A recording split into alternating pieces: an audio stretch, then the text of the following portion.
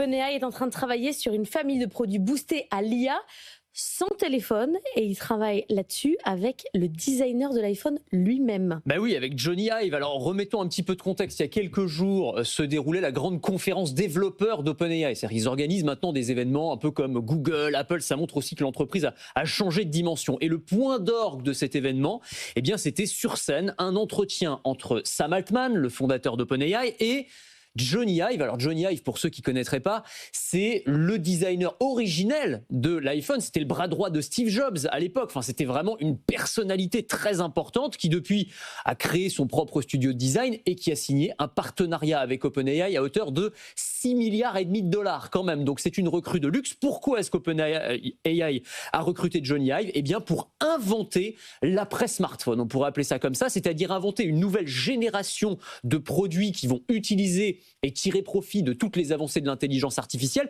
pour nous permettre d'interagir autrement avec la technologie. Alors on ne sait pas exactement à quoi ça va ressembler, c'est encore un peu vague. On sait qu'il travaille sur une vingtaine de produits, donc vraiment une famille de produits. Tous ne verront probablement pas le jour.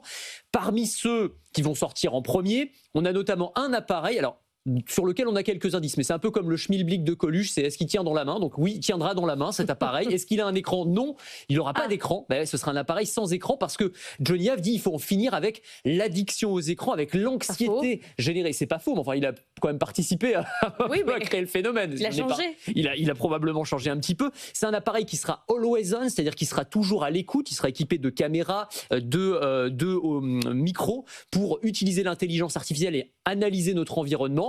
Et puis voilà, il nous aidera au quotidien. Alors on ne sait pas exactement quelle forme ça prendra. On sait qu'il travaille aussi sur des lunettes intelligentes, sur des enceintes type Amazon Alexa. Donc toute une nouvelle génération d'interfaces homme-machine qui vont utiliser l'IA. Mais justement, l'avenir du téléphone, c'est pas les lunettes. Mark Zuckerberg, lui, il est parti là-dessus quand même. C'est un peu ça. Moi, c'est ce qui m'intéresse. C'est-à-dire qu'en fait, c'est tous ces ingénieurs, ces développeurs, ces designers qui sont en train d'inventer à quoi ressemblera l'ère de l'après-smartphone. Parce qu'aujourd'hui, on a l'impression que c'est un peu l'alpha et l'oméga de la technologie. On n'imagine même pas se passer de nos téléphones. Mais les smartphones, ça n'existait pas il y a 20 ans. Peut-être que dans 20 ans, ça n'existera pas non plus. Mark Zuckerberg imagine que ça va être remplacé par des lunettes. On a eu des expérimentations, alors plutôt ratées pour l'instant. Par exemple, l'an dernier, on parlait de l'AI pin. Vous vous souvenez, ce petit pin qui permettait de projeter des éléments dans mon champ de vision grâce à l'intelligence artificielle. Bon, ça n'a pas forcément fonctionné, mais on voit bien que ça tâtonne. On tente énormément de choses. À l'époque, quand Steve Jobs nous a dit qu'on allait entrer dans l'ère post-PC, c'est-à-dire que le smartphone allait remplacer le PC, certains le prenaient pour un fou.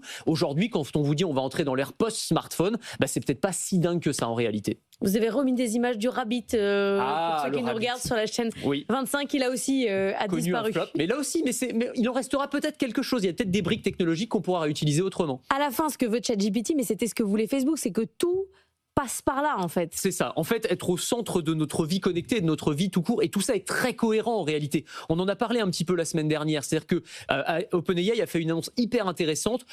ChatGPT va intégrer des applications, c'est-à-dire qu'en fait on va pouvoir tout faire à partir de ChatGPT. On va pouvoir commander un VTC, je voudrais commander un Uber à telle heure, à tel endroit, et on va le demander à ChatGPT. On va pouvoir acheter des choses, c'est-à-dire qu'on n'aura plus besoin d'aller sur les sites de e-commerce, on pourra le faire directement dans ChatGPT et payer via ChatGPT. Ça va devenir une sorte de super application qui va tout englober, un hub central de notre vie connectée. Et donc, dans cette logique-là, dans cette optique, eh bien, le fait de créer une génération de devices, d'objets qui vont en fait intégrer ChatGPT, ça permettrait d'être une forme de concrétisation finalement de ce projet, d'intégrer et de mettre ChatGPT absolument à toutes les sauces. Merci beaucoup Anthony Morel.